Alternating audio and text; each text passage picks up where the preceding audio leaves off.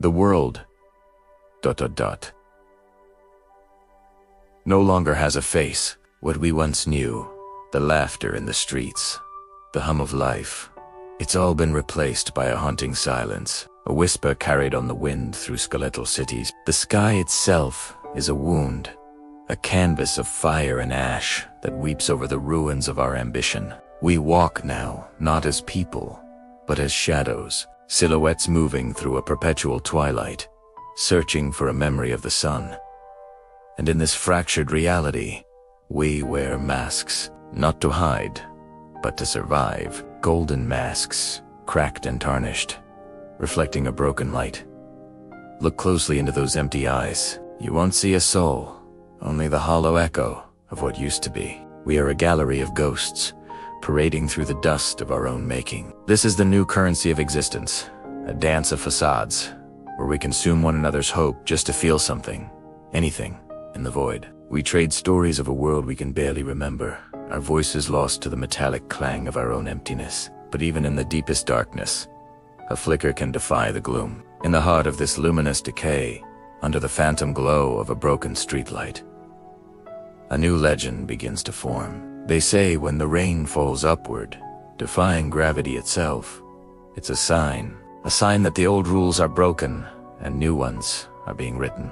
It's here, in the intersection of despair and defiance, that a name is spoken in hushed tones, a name that carries the weight of both thunder and solace. He is a wanderer, a figure cloaked in shadow and resolve. Some call him a myth, others a final, desperate prayer. They say he walks the line between the tangible and the ethereal, a collector of lost stories and forgotten dreams. He doesn't carry a sword or a banner, but something far more powerful, a purpose. In a world of faceless masks, he is the one who dares to look beneath, the one they call UNCLE DOBLANK. Who is he?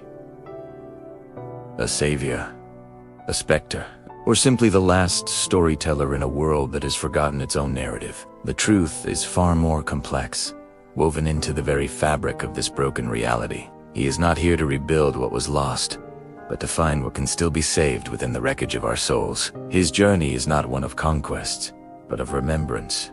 We created the machine to work for ooze in gleaming cities of chrome and neon.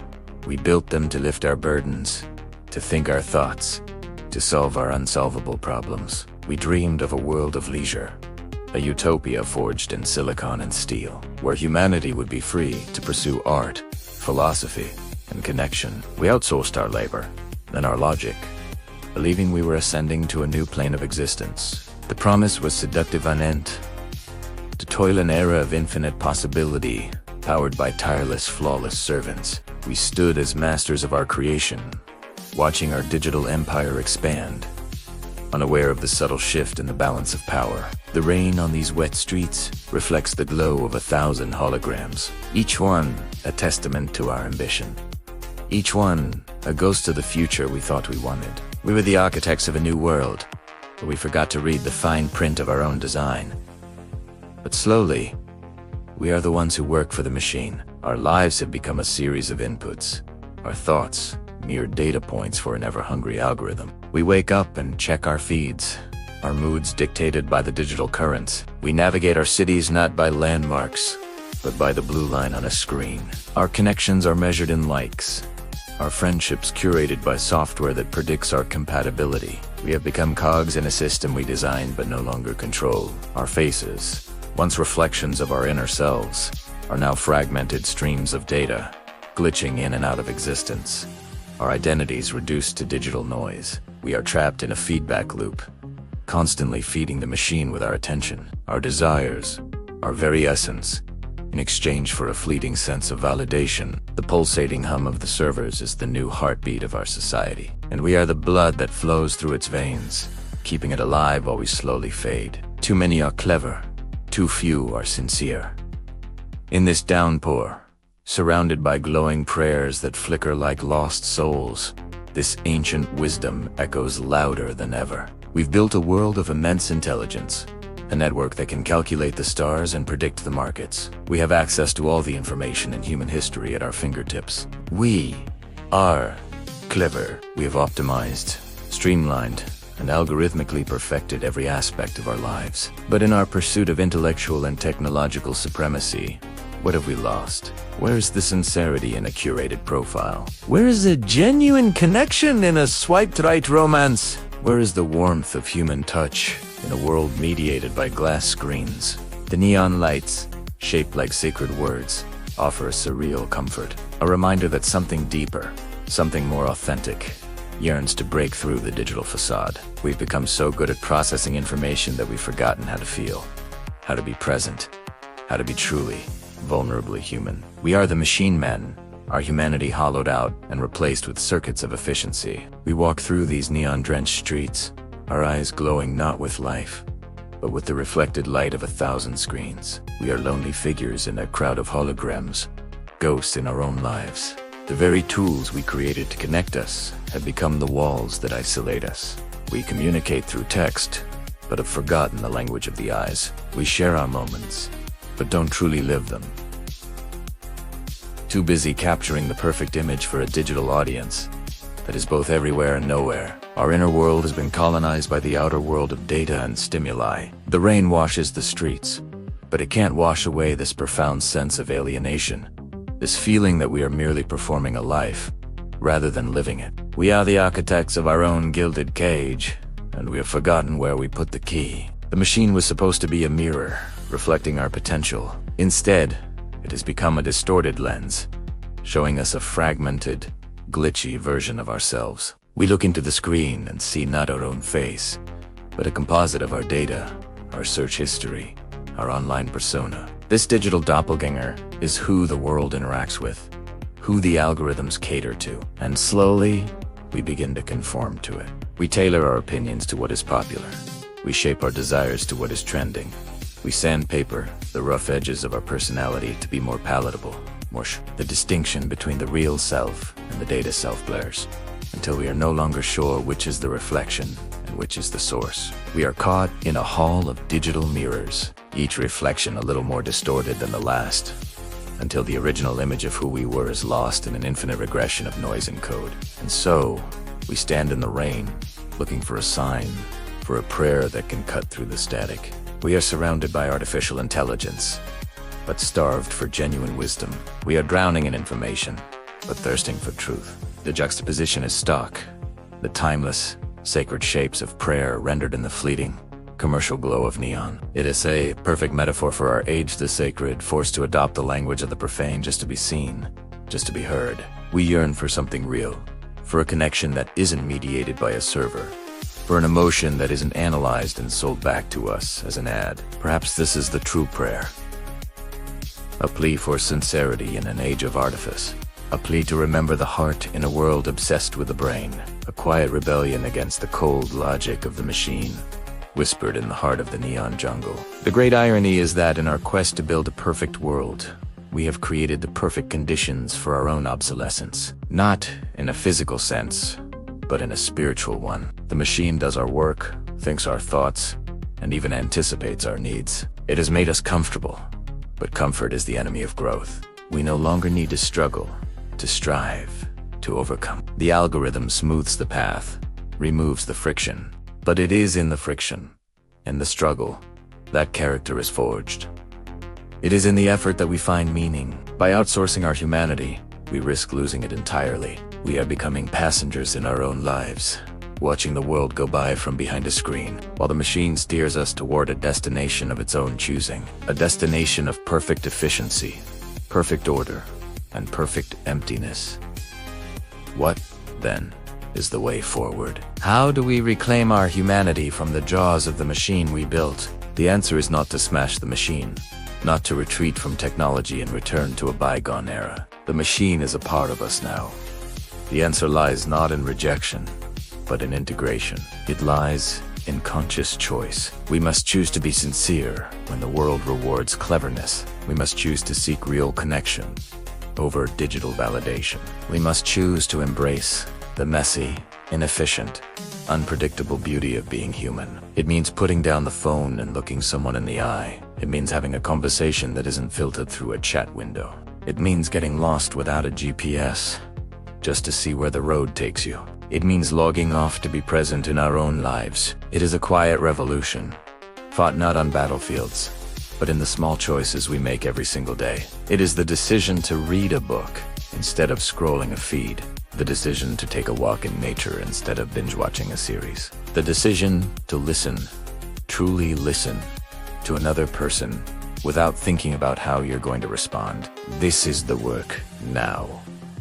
Not the work of building bigger, faster machines, but the work of rebuilding our inner world, of cultivating the parts of ourselves that the machine cannot touch. Our capacity for empathy, our creativity, our ability to love, our search for meaning. This is the path back from the brink, from the reflection in the data mirror to the real face in the actual mirror. It is the journey from being a man of the machine to simply, profoundly being a man. The neon prayers may flicker, but they illuminate a truth we must hold on to.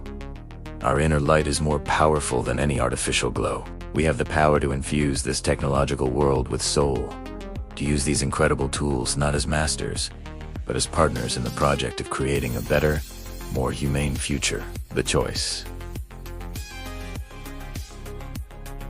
is ours, to remain lost in the neon city, a ghost in the machine, or to stand in the rain, feel the water on our skin, and remember what it means to be alive. To remember that for all our cleverness, it is sincerity that will save us. It is our heart, not our processor, that holds the key. Thank you so much for joining me on this journey through the neon city. If these ideas resonated with you, I'd be so grateful for you to like this video and subscribe to the channel for more explorations into our relationship with technology and ourselves. I'd love to hear your thoughts in the comments below. Stay curious and stay human. Gentle, thoughtful music begins. Hello, beautiful souls, and welcome back. Today, we journey into the heart of what makes us human, what connects us across time and space. We're exploring Chapter 3, Love That Refuses to Fade. Imagine a world in ruins, a landscape of ash and shadow, but in the midst of this desolation, a single flame flickers. Watch closely. It's not a flame of destruction, but one of creation. Slowly, gracefully, it twists and turns, its fiery form softening, its burning edges curling into delicate petals. In the darkness, a red rose blooms, its petals glowing with an inner light, embers of ash swirling around it like a gentle memory. The world may crumble, empires can fall to dust, but love, true love, cannot be extinguished. It is the last ember that refuses to go cold, the first flower to break through the scorched earth.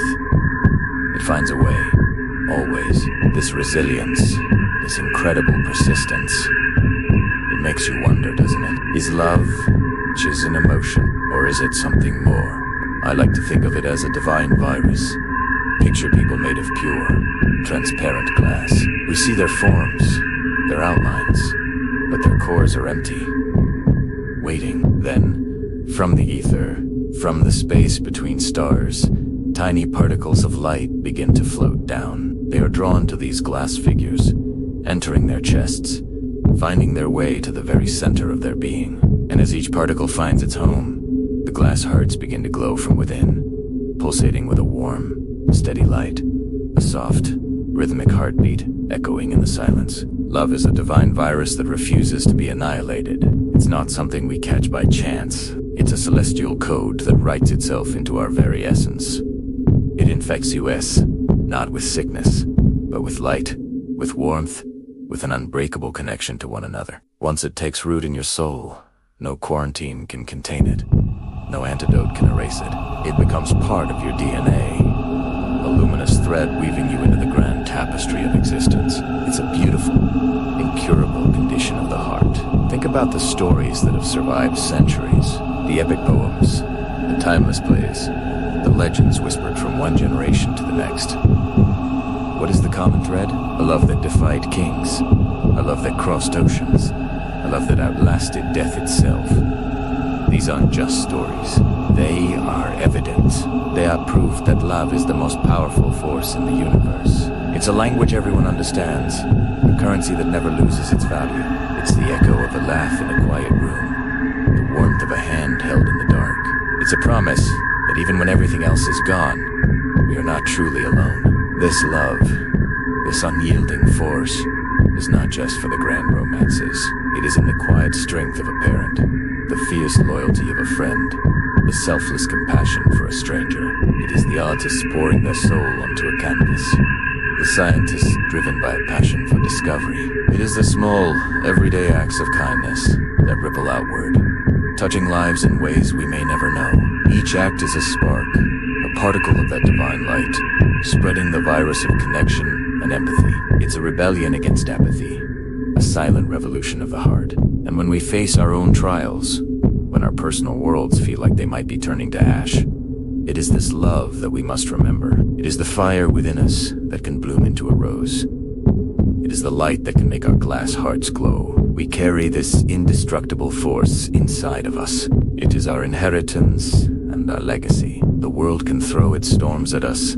It can try to break us down, but it can never, ever extinguish the love that we choose to nurture, to share, and to become. Because love is not just something we feel, it is who we are. Thank you for joining me on this journey into the heart of love. I hope it sparked something within you today. If you enjoyed this reflection, please consider liking this video and subscribing to the channel for more explorations into the beauty of the human spirit. Until next time, keep that inner light glowing. In this age, everything is for sale. Welcome to the market of life, a place where reflections lie and truth is a commodity few can afford. Look around. Everyone wears a mask. Some are forged from gold, shimmering with false promises and hollow prestige. Others are woven from smoke, shifting and formless, hiding faces that have forgotten their own shape. I walk through this grand illusion, a slow pilgrim in a bazaar of souls. As I pass, the faces reflected in the polished surfaces of desire twist and distort, revealing the silent screams and desperate ambitions hidden beneath. It's a grand masquerade, and the price of admission is a piece of yourself. In the shadowed alleys of this market, a different kind of transaction takes place, one far more intimate and devastating. Hands reach out, not for coins or jewels, but for glowing, beating hearts, passed between strangers like currency. A heart for a promotion, a heart for a fleeting moment of fame, a heart for a lie that brings comfort. A whisper echoes in the charged air, a question that hangs heavier than any gold. What is the price of your conscience today? I watch as one of these luminous hearts, traded for a pittance, turns to ash in midair. A silent testament to a soul sold too cheaply. The dust settles, a gray reminder of what is lost when we forget that some things were never meant to be bought or sold. What are you willing to pay? What are you willing to lose? Amidst the hustle and bustle of the world that keeps running, amidst the never-ending noise, we often forget the true essence of humanity. We forget to stop. Let's take a breath. Let's just be. But what if one day, the whole world really did stop? The greatest revolution in history will not be marked by explosions or war cries. It will not be written in blood on the worn pages of history. No, the greatest revolution is a silent one. It begins in the heart, in the consciousness of every human being, when we all, collectively, choose to stop.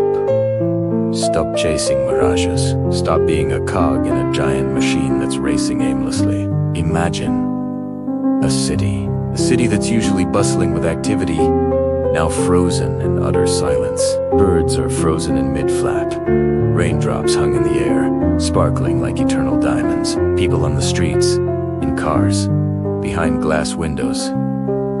Was silent, a mother about to hug her child, a trader receiving money, a couple laughing together. They were all frozen, as if time itself had held its breath. The movement, the sound, even the heartbeat of the city itself had disappeared. All that remained was a thick silence. A silence so deep you could hear the echo of your own breath. This was the beginning of everything. The moment when humanity, without command, without written agreement, chose to pause. In the midst of this freeze, only one figure slowly, step by step, Ida Blang, walked along the city streets that had become a museum of life. Every face I pass is a story that stops mid. Their expressions shocked, happy, tired, anxious were etched forever. Monuments to the final moments before this great silence arrived. I'm not a hero, nor a savior. I'm just a witness witness this extraordinary collective choice. Why does this happen? Maybe it's because we've reached our limit. Tired of running a race we'll never win. Tired of comparing ourselves to the illusory reflection on the screen. Tired of being a product, no longer a human being. In this silence, we lose nothing. Instead, we rediscover something long lost. Ourselves. This is not the end, but the beginning. A large-scale recalibration. In silence, we begin to hear the voice of conscience again. In the cold, we begin to feel the warmth of genuine connection again, even with just a single, unmoving glance. This revolution is not aimed at destroying, but at rebuilding the foundations of our humanity. Every step I take in this silent city feels heavy, yet meaningful. I walk past lifelike human statues, each with its own world frozen in time. I saw small details that had been overlooked in the hustle and bustle. The wrinkles at the corners of a grandfather's eyes, the tight grip of a child's hand on his mother, a tear threatening to fall, a beauty that is both tragic and majestic. This silent revolution is a reminder that our greatest power lies not in our ability to create or destroy, but in our ability to choose. Chosto stop, chosto feel, choose to listen. Choosing to remain human in a world that increasingly demands that we become machines. In the middle of this frozen city, I don't feel alone. I feel the presence of millions of souls silently shouting in unison. Enough. This is a declaration of our independence from noise. A declaration that we are masters of our own time and consciousness. This is a silent revolution. A revolution where the greatest victory is when humans finally choose to remain human. If you feel the resonance of this message, don't forget to like this video, share it, and subscribe to stay tuned for the next chapters of our silent revolution. Have you ever felt a fire burning inside your chest? Not the destructive kind, but a warmth that spreads through your entire being. A light that refuses to be extinguished by the surrounding darkness. It's a feeling that starts small, a tiny ember in the deepest part of your soul, but with care, with breath, it can grow into a roaring flame. This fire is your passion, your drive, your capacity to feel deeply and connect with others. It's the very essence of what makes you human. People often search for meaning outside of themselves, looking for grand signs or monumental events to define their purpose. They travel the world, accumulate wealth, or seek recognition, believing these external things will finally fill the void. But the truth is, the greatest power you will ever possess already resides within you. It's not something you find, it's something you remember, something you uncover. It's been there all along, waiting patiently in the quiet chambers of your heart. Imagine your heart is not just an organ, but a vessel made of the clearest glass. Inside this vessel burns an eternal flame. This is your love. It's the most powerful, transformative force in the universe. It is the light that guides you through the darkest nights, and the warmth that protects you from the coldest winds. This flame is your gift to the world, and it has the power to change everything. You might think, what can my small light possibly do against so much darkness? But a single candle can illuminate an entire room. Your light, your love, has a ripple effect you can't even begin to imagine. Every act of kindness, every moment of empathy, every word of encouragement means all fuel for this fire. It strengthens not only your own flame, but also helps to kindle the flames in others. When you choose to act from a place of love, you're not just performing a simple action. You are casting a spell of hope, weaving a tapestry of connection that binds us all together. You are sending out a signal that says, you are not alone. There is still light here. So, protect that fire. Nurture it. Don't let the cynicism of the world or the bitterness of past hurts put it out. Your heart may have been cracked, it may have been broken, but as long as it can still hold that flame, as long as your heart can still love, you possess the power to change the world. In fact, you already have. Thank you so much for joining me on this journey. If this resonated with you, please consider liking this video and subscribing to the channel for more content like this. We'd love to have you as part of our community. Ever felt like giving up? Like the world is just too heavy? The challenge is too steep? We've all been there, staring up at a sky that feels closed off. A ceiling to our dreams. But what if I told you that ceiling is about to shatter? Imagine this. You're looking up, and suddenly, the sky doesn't just open. it cracks. Not with thunder, but with a brilliant, blinding light. It's a light that doesn't burn, but warms you from the inside out, chasing away every shadow of doubt. It feels divine. Like the universe itself is taking a deep breath, just for you. From those fractures of pure light, something begins to form. The shattered clouds, once symbols of your confusion and turmoil, start to rearrange themselves. They drift and dance, guided by an unseen hand, spelling out a message across the cosmos. It's a word that resonates in every language, in every heart. Sehari-hari. Love. It's a reminder on a cosmic scale, a declaration from the heavens themselves, whispered into the fabric of reality. This isn't just about romantic love. It's the love for your passion, the love for your journey, the love for the person you're becoming. It's the fuel that turns I can't into I will. When you feel lost, when the path is unclear and your spirit is tired, remember this image. The heavens breaking open, not to crush you, but to reveal a fundamental truth. A truth written in starlight and celestial dust. That very force, that love, is what connects everything. It's the reason the sun rises, the reason a seed sprouts, and the reason you must keep going. So, when you think you've reached your limit, look up. See the light breaking through. Hear the universe whispering your name, reminding you of the incredible power you hold within. Don't ever give up on love, because love will never, ever give up on you.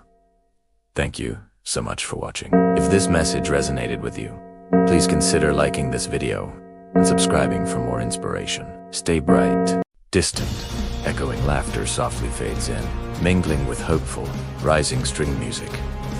Have you ever wondered what remains when everything else is gone? When the fires have died down and the world as we knew it has turned to ash. We often think of endings as tragic, as moments of absolute loss. But look closer. See that silhouette against the dawn? That's the final step. It's not a step into nothingness, but a step towards a new beginning, bathed in the light of a rising sun. Because even at the end of everything, when all seems lost and the laughter has faded to a distant echo, there is still one thing that cannot be burned, cannot be buried, cannot be destroyed. Hope.